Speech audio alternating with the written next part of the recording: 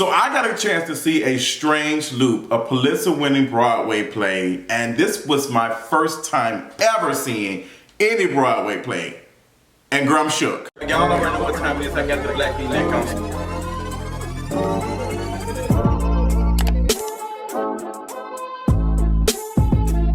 So what's going on, you all? I want to talk about A Strange Loop by Michael R. Jackson. I got a chance to go to New York to see the Broadway show, and I was like, okay, girl, this is my first time. I'm not coming with any type of nothing. I didn't read anything about the play. I've heard like some things as far as like reviews a little bit, but people just saying it was good. So someone reached out to me. They said, Justin, you have to see this. This is a lot of things that you talk about. You talk about living with HIV. You talk about anti-fatness. You talk about colorism. You talk about dating and all these things. And I'm like, girl, what you mean? She said, hey, this play is talking about these things that you discuss. And I was like, okay, I'm finding out that the main character, his name is Usher, is fat and dark-skinned. I was like, girl, hold up. Like, they have the main character being a fat, dark-skinned person. Like, what's the catch? What's the catch? You're like, girl, what you mean? So I was interested in going to see it. Let me just tell you, A Strange Loop is exactly what it is. Like a loop-a-doop. So the reason why I say that is because you have this main character, his name is Usher, and he is a writer. He's trying to come up with his own, Broadway show. He's trying to write his own stuff while also working as an usher at a Broadway, on Broadway. And this is him dealing with, his family, his black family, and specifically his black family, and the world of, hey, black folks are supposed to, be happy about an opportunity to work with Tyler Perry. Now, you all know I, every once in a while, enjoy a little criticism of Tyler Perry. So this was definitely a critique of Tyler Perry, and just how Tyler Perry was able to do the things that he was doing. And everyone thinks that that's how your Broadway, shows should be. Like, everyone thinks that, okay, girl, if you're gonna do a show, it has to be like Tyler Perry because that's what the people like. And this was a slight mild critique on that because Usher, the main character, wanted to do his own thing. And he graduated from NYU, and his family is just pressuring him to, hey, you need to go work with Tyler Perry because that's where the money is at. And his parents are kind of like, dragging him a little bit and saying, hey, we pay for you to be in school and you need to be getting these checks. You need to be working with Tyler Perry because this was the corner, and Usher just doesn't want to do this. So I'm not going to completely spoil the whole thing, but that's kind of like a little bit of synopsis and stuff. But I will say that this was a play that encouraged conversation, and I can appreciate that. I can appreciate a play that's making me think and not necessarily put me to sleep. Like, I did not get tired of anything. I feel like the actors and actresses did a really, really good job of telling this story of this main character. Like, you had, I think my favorite part was the self-loathing part, where you had this character was coming out of Usher's mind and was like just dragging him and his inner thoughts on himself, and that reminded me of my feelings about myself sometimes, where it's just like, oh girl, nobody's interested in you, nobody's interested in this and that, and you have these characters, like these mini representations of like things in the mind that your emotions being played by these people, coming and saying, hey girl, like basically some were uplifting, some were dragging, some was being honest.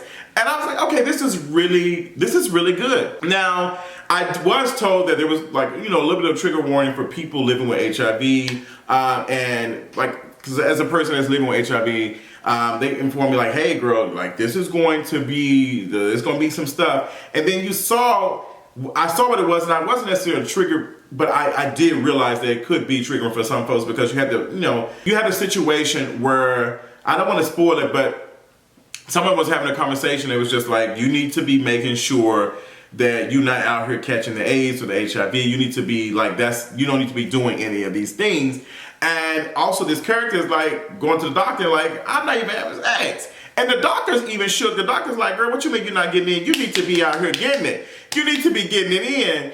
And it reminded me, and this is kind of personal, of a conversation that I had. And I talked about this in an interview with some of the cast and also Michael R. Jackson.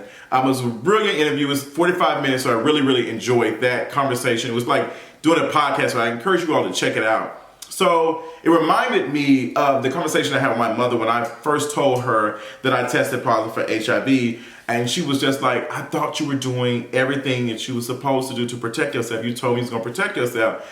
And I was like, I am protecting myself. I am protecting myself because now I've tested positive. And now I'm finna go get on treatment and take care of myself. That is a part of the protection.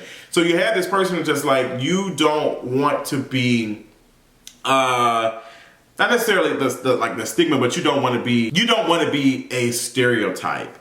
Because that is a stereotype of all, gay men or gay black men. You're going to eventually catch the HIV. And we even saw that with, they named one like family member who allegedly had it. And it touched me because I had a family member who passed away in the 90s who I didn't really know. And I think his name was Didi Bob. Now that I think about it, it's coming to me now. And it was just a running conversation about him, having AIDS. And folks were just, hey, stay away from him and all the other stuff. So it was just, it went there. It definitely went there. Now, there was this thing with the main character trying to find his way as a dark-skinned, fat individual. And when I say the term fat, I don't say that as a derogatory way. I'm just saying it to describe this character because I am fat too. But with this character, you saw him trying to date.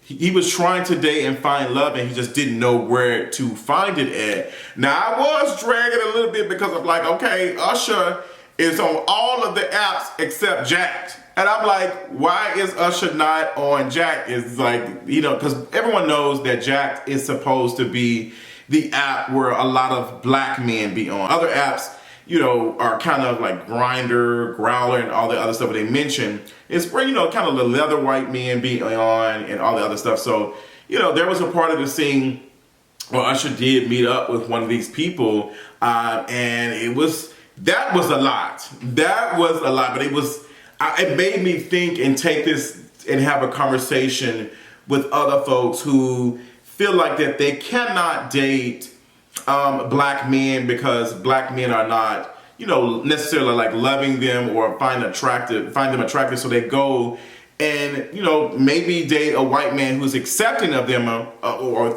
people think that they're accepting them, but it's not, because when they were engaging in the things, he was saying some nasty stuff. And I'm just like, wow, I've never had that experience before as a black gay man. I've never had that experience. My politic is to date black gay men. But I know some people who have experienced that and felt like they were not loved by black gay men. But I feel like it's a bigger conversation of why is that? And who gets to have that conversation. So I do have some small criticisms. And I think that is, I would like to see more of what it was that kind of just I want to see more of an explanation of how do we get here? How does this happen? And how does a black queer character, like a black gay man, reconcile with the fact that he's not attracted to people who looks like him? I think I definitely want to see that. But this is the purpose of plays and stuff, to have these conversations and stuff, so we can take away and we can figure out hey, I think this should have happened. We kind of shape our own opinions and all the other stuff, and all our opinions are probably not going to be the same.